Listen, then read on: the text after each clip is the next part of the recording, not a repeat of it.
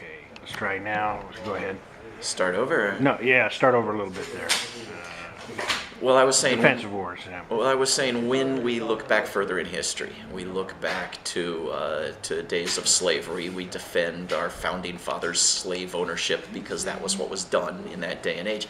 When we go back to World War II, we don't think of that as being as distant in the past as it really is. I mean, it's generations behind us. If you think about how we handle issues of sex and race and the environment, and you think about fashions and diet and clothing and literature. I mean, everything is radically different from where we were in the 1940s and 1930s, and yet we think we're in that same place with war, and we aren't. We've developed decades of history of demonstrated experiments and luck and accident, the power of nonviolence as an alternative to war. But going back to that crisis point is always a little bit of a fraud, because there was nothing that dictated that we had to spend the 20s and the 30s primarily not passing a treaty outlawing war, primarily arming to the teeth, arming in an unprecedented arms race at that point in history, and funding horrible governments, Wall Street funding the rise of the Nazis in Germany. Our buddy Smedley Butler, we were discussing earlier, predates Bradley Manning as a prisoner at Quantico, which he himself had established and run, because he said that Mussolini ran over a girl in his car and kept driving, which was true, because it hurt our relationship with our good friend Benito Mussolini. I mean, this is where the U.S. government was in the build-up to World War II, which good people saw coming, saw as preventable, explained the recipe for preventing it, and were not listened to. And that recipe included preventing the atrocities against the Jews and others in Nazi Germany, which were going to be prevented by negotiation and by allowing them to immigrate. And they were kept out. They were kept out. And so this idea of a good war because of how evil the Nazis were, well, it was the war itself that was pushing those evils in those camps that were going to escalate through the course of the war, and we're only going to end if we ended the war, is an excuse that was generated after the war. Right? There are no World War II posters of Uncle Sam saying, "I need you to save the Jews." God forbid, Roosevelt would mention the Jews.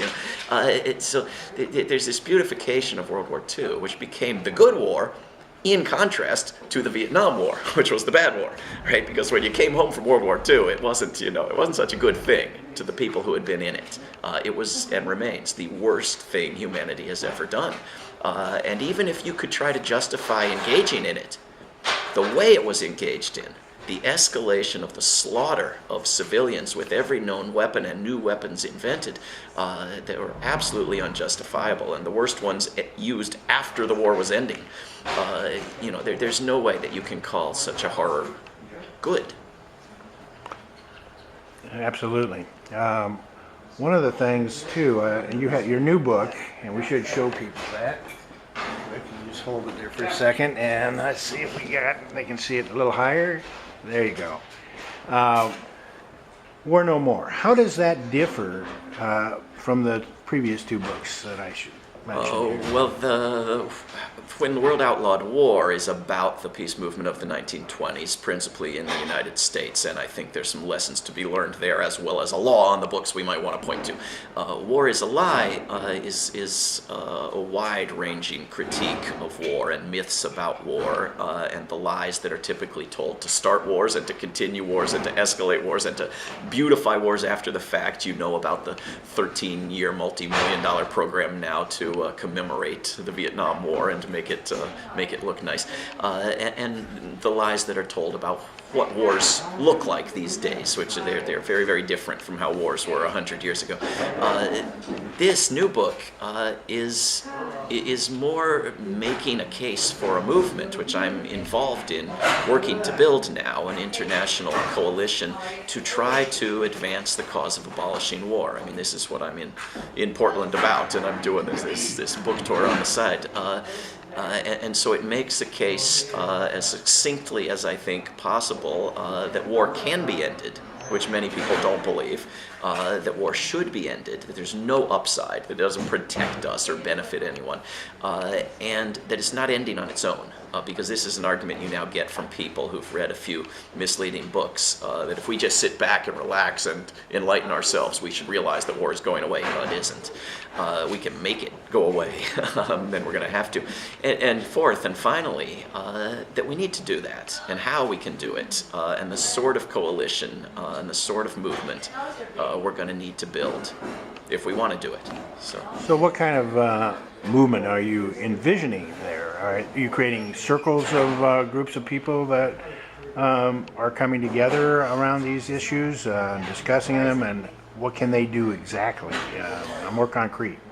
Well, we're trying to build an international campaign that brings together all sorts of good organizations that are already doing good work and help them do it in a more explicit and strategic direction towards the ultimate goal of ending war entirely. And we're hoping to do it, and some of this is not entirely within my control, but we're hoping to do it with greater funding and resources and organization than the peace movement has seen in many, many years, and I hope this comes about.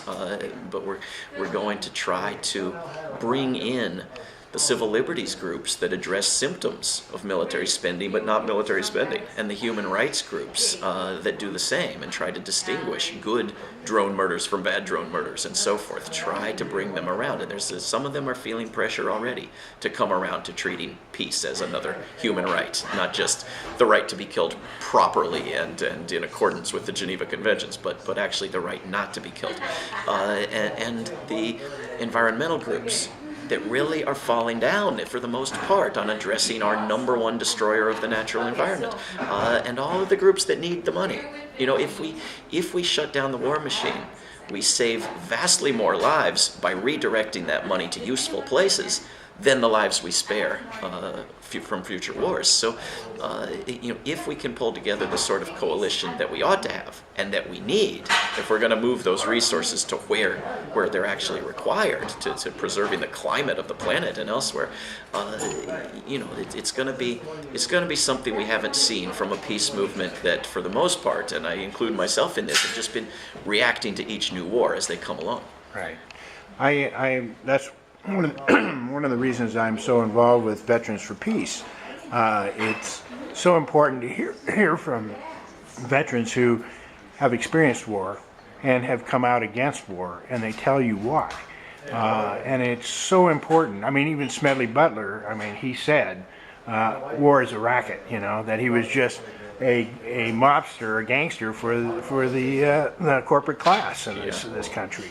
And he was one of the most decorated Marines in history. And you have that truth that finally comes out. Somewhere along the line, there are veterans. When I was in Vietnam, I was involved in a mutiny at one point. And it was more about exhaustion than against the war.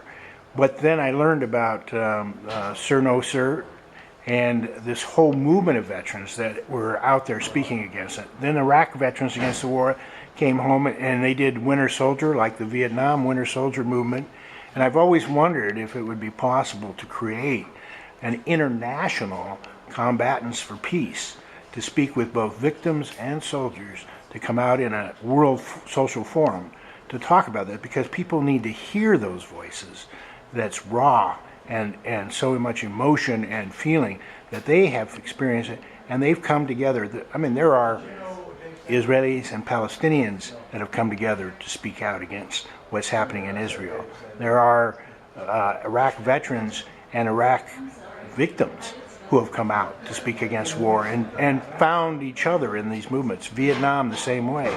And if we can bring those voices together with the peace communities around the world, we stand a chance. I agree with you. There is hope in abolishing war, and I think that we need to continue working for it. I wanted to say each of your books have had a great influence upon me, because I'm not able to articulate it as well as you have, and I think it's so important that your voice is out there. And I want to thank you for giving me this brief time before speaking again here in a few minutes and coming to Portland. David, I don't want to take any more of your time, but I want to thank you very much. Thank you for coming, and Thank you, and thank you to Veterans for Peace. got it.